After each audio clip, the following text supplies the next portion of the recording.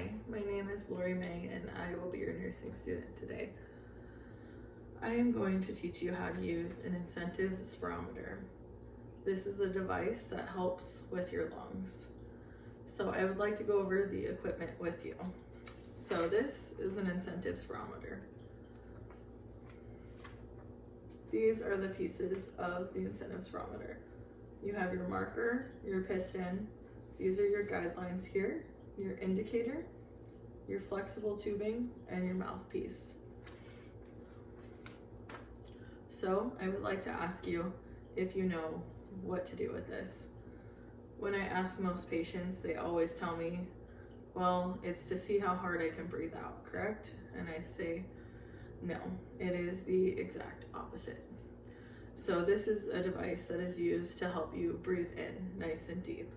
So the goal of this is to get you to breathe in and fill your lungs, not to see how much you can exhale out or how fast you can exhale out. And with this, you want to also breathe very slowly.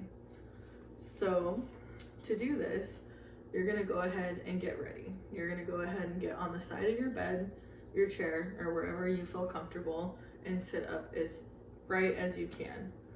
If you have an incision, you're gonna go ahead and wanna place a pillow or a blanket or something over your incision while you're doing this and apply light pressure. Normally, these are prescribed after surgery and before surgery to practice. So you're gonna go ahead and wanna take a couple just nice normal breaths. And then you're gonna go ahead and exhale.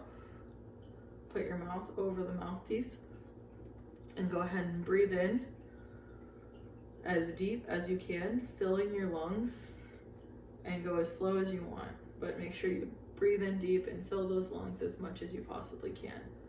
And then you're gonna go ahead and do the exact same thing out. You're gonna exhale nice and slow and try to push all that air back down or out.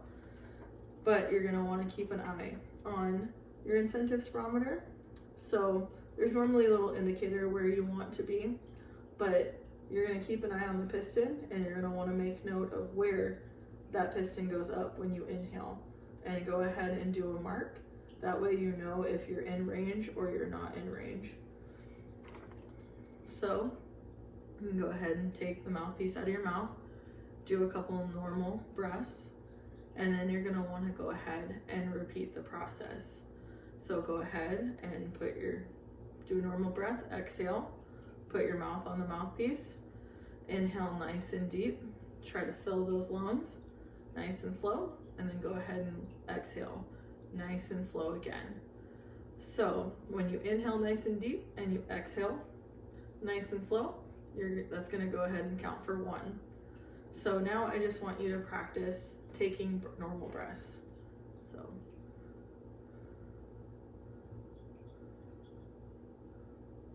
And then I'm gonna have you practice do 1 nice deep inhale.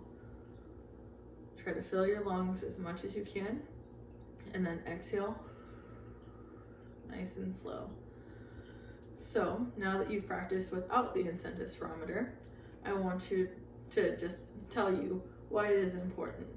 So we use this to help your lungs. It's really to condition your lungs and teach you to take nice, slow, deep breaths instead of short, really quick breaths.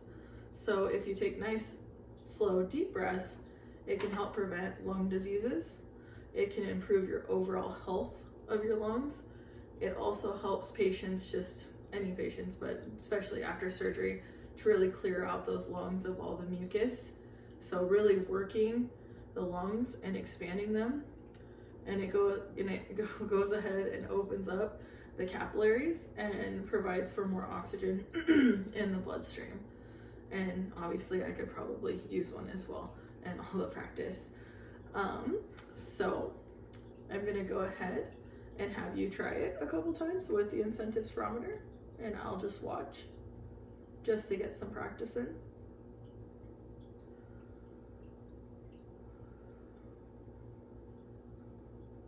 Okay, I think you did pretty good on that first one.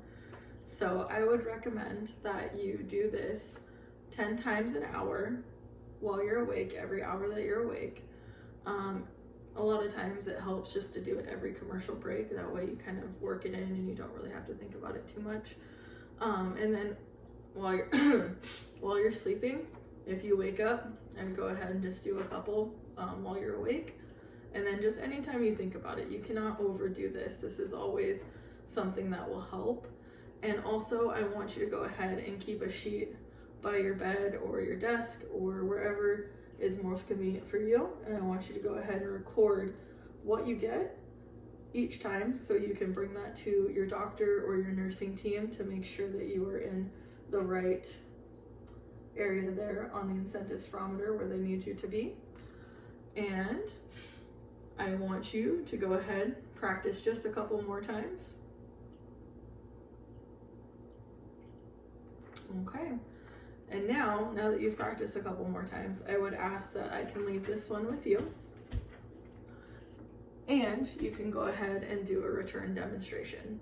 So for a return demonstration, I would just expect you to do at least 5 in front of me. That way I can see that you're doing them properly. And as long as you are able to pass the return demonstration, I know that my teaching strategy has worked. Thank you so much for your time.